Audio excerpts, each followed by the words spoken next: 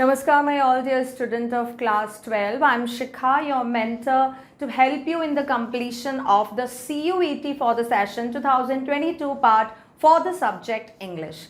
This is the first video. In this video, I'll tell you about the syllabus, that what exactly you are going to read in your CUET examination, that you are going to give an entrance examination for the admissions in different established university of India. ठीक है, तो आपको यहाँ पर जो CUET के बारे में है, स्पेशली मैं आपको इंग्लिश के बारे में बता रही हूँ, उसका सिलेबस. CUET सबसे पहले इसकी फुल फॉर्म देखते हैं, because when it is fact I have seen after completion of the so many competitive examination, the candidates remain unaware about the full form of that acronym. So it is Common University Entrance Test, that is in the short we say CUET 2022. Here we will see about the languages part and the syllabus of those languages. So here please take a look. There will be one question paper which will have 50 questions. कितने questions होंगे उसमें? 50 questions होंगे, out of which 40 questions need to be attempted. आपको 40 questions करने हैं language से related. Section A, जिसमें कि फर्स्ट ए में लैंग्वेज है, इसमें 13 लैंग्वेजेस हैं, and here we are talking about English, जिसका कोड है 101. सेक्शन बी में जो लैंग्वेजेस हैं उनका नंबर है 20, and from here you can opt different languages like whatever the language you want to opt.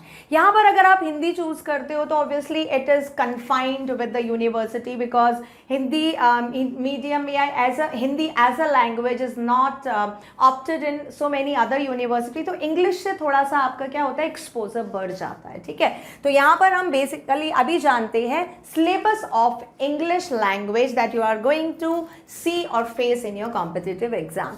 Questions from the language section will be from the following topics, will are not be limited to. देखो language साफ साफ लिखा है यहाँ पे, language section से जो questions पूछे जाएंगे वो not limited to means topics but are not limited to, because grammar part is not having any limits for any language. किसी भी लैंग्वेज का, इंग्लिश नहीं, आप किसी भी लैंग्वेज का ग्रामर पार्ट लो, उसका कोई एंड नहीं है, they are non ending. But यहाँ पर जो दिया गया है एक सिलेबस फॉर्म में कि भाई इसको ध्यान में रखते हुए हमको अपना सिलेबस कंप्लीट करना है, वो डिस्कस करते हैं हम. सबसे पहला जो आपका सिलेबस में पार्ट डाला है, reading comprehension, that we have been doing since our childhood. अभी तक हम जो करते आ रहे हैं, even than this is the very strong part, we can say na the most strongest, one of the most strongest part of all the competitive examination उसमें रखा जाता है. तो यहाँ पर there will be 3 types, 3 तरह के comprehensions होंगे. comprehensions के भी पार्ट होते हैं जो हम पढ़ चुके हैं, 3 तरह के होंगे. उसमें होगा, पहला होगा factual, narrative and literary. factual is based on fact, जो facts होते हैं proven हो चुके हैं, ज़्यादातर scientific से related होते हैं या किसी भी other field से related जो prove हो चुके हैं, जिनके फैक्ट हमारे पास है. कोई इंसिडेंट हो सकता है, कोई इंफॉर्मेशन हो सकता है, आर्टिकल या रिपोर्ट फॉर्म में, किसी फॉर्म में भी हो सकता है. एक ये आपका टॉपिक है. Then narrative, narrative is called narration, means to tell anything in the form of the story, incident, कोई नॉवल हो गया. यहाँ पे राइटर अपना नरेशन का मतलब क्या होता है, कोई चीज़ बताना, कहना, तो वहाँ पे वो किसी भी फॉर्म में हो सकता है, incident form, story form, biography, autobiography, किसी भी फॉर्म में वो नरेशन हो सकता है जो कि बोला गया है राइटर के द्वारा. नेक्स्ट आपका आता है literary. Literary is called related to literature. ठीक है, तो लिटरेचर से रिलेटेड आपका कोई भी पैसेज आ सकता है जिसका आपको questions, whatever the questions are asked, आपको उसका आंसर देना है. तो ये जो 3 तरह के कॉम्प्रिहेंशन है ये हमको प्रिपेयर करने हैं, एक तरह से अनसीन है हमारे लिए. ठीक है, लिटरेरी में कोई आ सकता है, सीन, एक्सट्रैक्ट या चैप्टर बेस्ड, वो हमको करना है. नेक्स्ट आता है हमारा part verbal ability. Now verbal ability, verbal is called when you are speaking something. तो speaking में जो भी आप चीज़ बोलते हो, everything need to be taken care. Your grammatical part, your sentence formation, your command on the word, your means accuracy, fluency, everything, spelling check, सारी चीज़ें आ जाती हैं. Verbal ability का पूरा आपका grammatical portion रहता है. Next आता है आपका rearranging the part. Rearranging the parts can be in the form of sentence. Sentence को rearrangement में पूछे जा सकते हैं. पैराग्राफ रीअरेंजमेंट पूछा जा सकता है, जिसमें कि अलग अलग सेंटेंस दिए, उसको अरेंज करके that you have to create a meaningful paragraph. choosing the correct word. Now correct word can be in any of the multiple type of questions, वो हो सकता है. Then synonym and antonym that we have been reading since a childhood, हम लोग पढ़ते आ रहे हैं, विलोम शब्द और पर्यायवाची वो हैं, ये भी अगेन अनलिमिटेड है, कोई लिमिट नहीं है इनकी. एंड लास्ट में आता है आपका वोकैबुलरी का पार्ट. वोकैबुलरी मीन्स जितनी आपकी वोकैबुलरी स्ट्रेंथन होगी, one word substitution, idiom, phrases, all these things, vocabulary में भी बहुत सारा पार्ट है. ये आपका जो दिया गया है टॉपिक ऑफिशियल साइट पे, दैट इज जस्ट इट. और इसको हम डिटेल फॉर्म में आगे देखते हैं.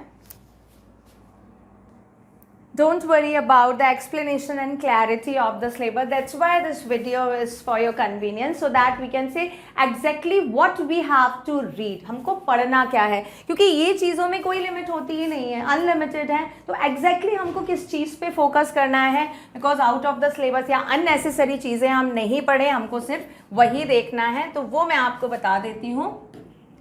एक्सटेंडेड सिलेबस जो हमारा है, ये देखिए सबसे पहले सिलेबस को देखते हैं. रीअरेंजमेंट जो हमारा सेंटेंस या पैराग्राफ में था, ये rearrangement means you have to rearrange. Some of the sentences have been giving in jumbled form, या वर्ड्स दिए होंगे जम्बल्ड फॉर्म में, जो हम स्टार्टिंग से ये भी हम करते हुए आ रहे हैं. ठीक है, उनको आपको एक सीक्वेंशियल फॉर्म में लगाना होगा.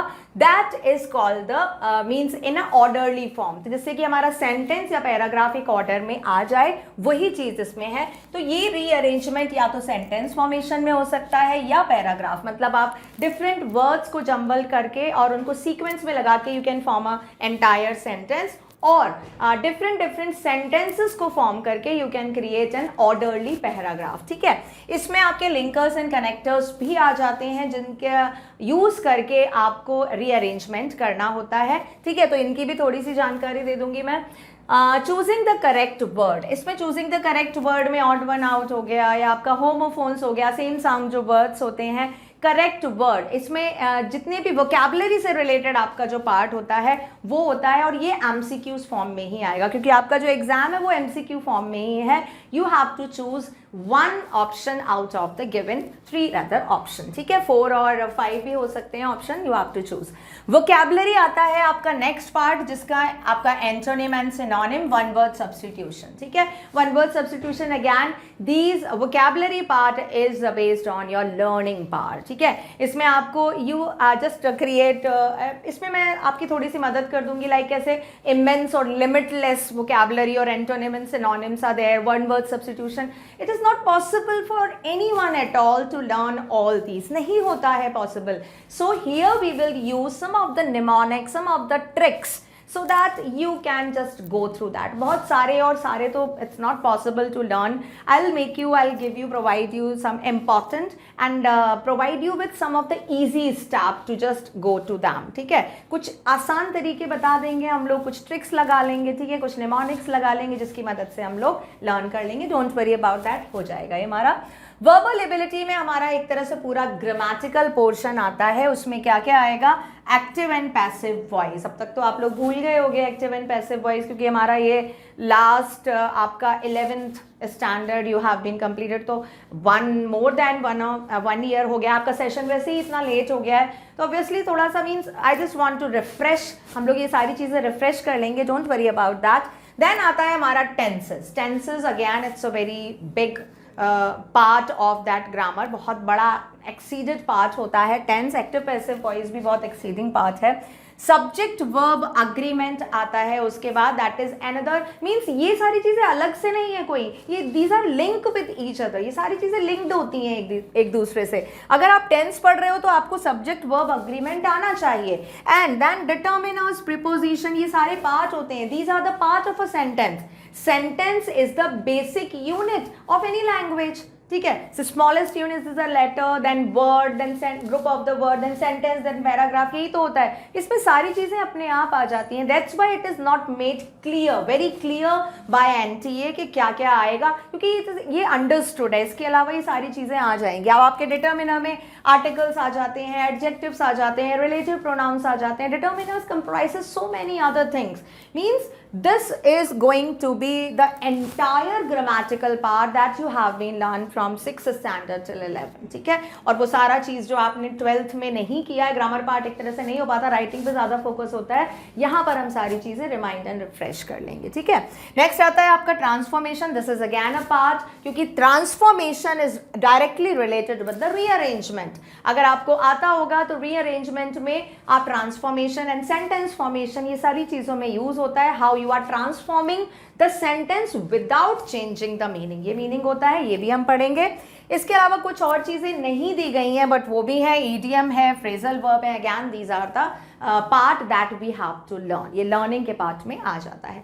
जितना भी लर्निंग का पार्ट है, you have to just share your command since starting, okay, means you have to make a very tight timetable to for the learning part. practice part का तो ये है कि I'll provide you, या आप जब भी प्रैक्टिस कर लो, it's not easy, कभी 10 कर लिए, कभी 5 कर लिए, कभी 20 कर लिए, it's okay, but learning part के लिए आपको बहुत स्ट्रिक्ट होना पड़ेगा, because learning में आपका कोई भी दूसरा सब्स्टिट्यूशन होता ही नहीं है। प्रैक्टिस पार्ट में चलो ठीक है, कुछ ना कुछ हो जाता है कि rules and regulations are there, तो उनकी मदद से आप कर लेते हो, but as far as the learning part concern, जहाँ तक वो कंसर्न करने की बात है, उसके लिए आपको लर्न करना ही पड़ेगा। एंड देन उसके लिए कुछ ट्रिक्स हैं, कुछ निमोनिक्स हैं, that we will do with as we are going with the different learning part. Okay, so this was the complete detail of the syllabus that you are going to face and that you have to prepare, and that I'll help you in the preparation of for the CUET 2022,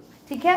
तो इस video में ये syllabus के मैं आपको बस brief information दे दी about the English, that's it, so that you are not going to just disturb your mind for so many type of aspect, ठीक है। इसमें हमको ये पढ़ना है and that is the responsibility of mind to complete, just don't worry about that, just do follow the instruction or the direction as I am directing you, you do exactly that and you will get over with it, okay. That's it for this video, we'll meet in the next video.